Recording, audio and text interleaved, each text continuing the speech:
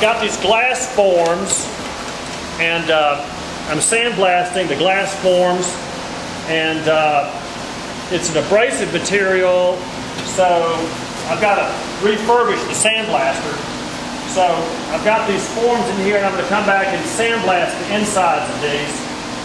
I'm putting together a prototype for a light fixture. I'm going to call them luminaires, and so you've got to kind of start somewhere, you know, sort of a preliminary thing.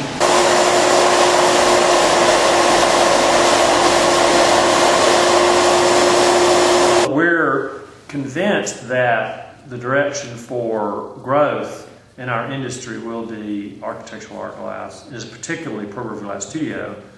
What makes us so unique is that we have such a highly trained and experienced staff of glass artists and designers and technicians. This is a glass kiln.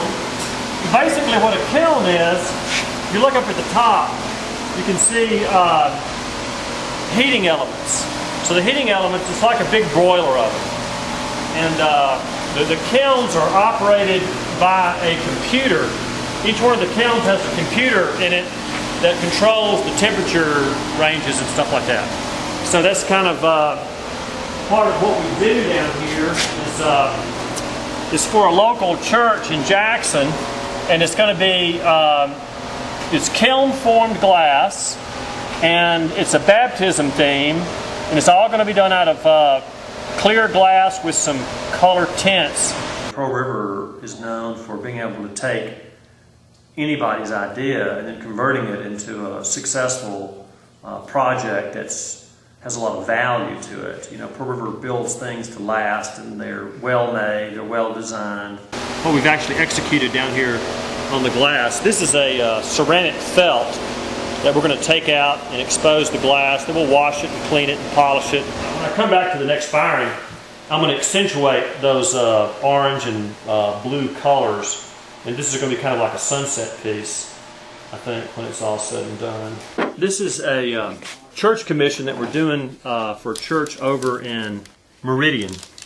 It's North Park Church in Meridian. And this is the palette of colors that we've got for this mosaic work up here at the top. At the Mississippi Capitol, these are a number of skylights that came out of the Mississippi Capitol on the top floor. I guess that's the 4th floor. And they have skylights because on the top of the Capitol are a number of clear glass skylights that let light into this attic space. Beautiful pattern, and now we're getting to restore these old windows. When we go and take the windows out of the state capitol, then we bring them here, and you know that scene in The Wizard of Oz where they all show up and they get all buffed and shined up to see the wizard? That's kind of what we do here. And Milton is the wizard, man behind the curtain. Yeah. So what we're doing is we're taking them apart, and then we do it underwater in case there's any lead dust that's generated. This eliminates any lead dust generated when you start taking them apart. These are called yard birds, and she's picking out a clear mosaic to put on top of the yardbird colors. This is a prototype. We're doing stained glass windows for St. Columb's Episcopal Church in Ridgeland, Mississippi. And I wanted to, this is where I go to church. So I'm being real interested in exactly how the windows are going to work out. So we're experimenting here with combining some of the kiln-formed glass. Remember, we were downstairs and we were working with that kiln-formed glass. So what we're doing is we're taking the kiln-formed glass, which kind of gives us this really interesting mottled effect.